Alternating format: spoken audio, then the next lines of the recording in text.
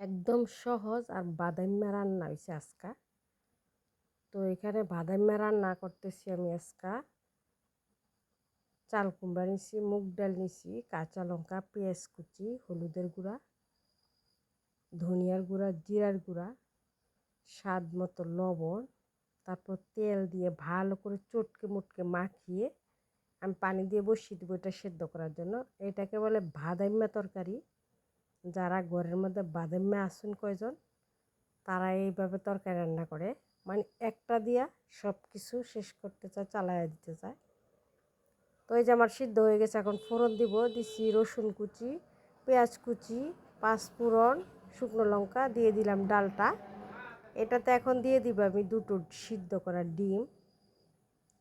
এই যে হচ্ছে, এই জন্য বলছি। আর এই ডিমটা দেখেন, এটারে মনে হয় কেউ কালা জাদু করছে, এই জন্য ব্রাস্ট হয়ে গেছে। তো যাই হোক, এটাও দিয়ে দিলাম। তো ডিমগুলা কিন্তু আমি আগে ভাজা নিছি, এই যে দেখেন কড়াইয়ের মধ্যে।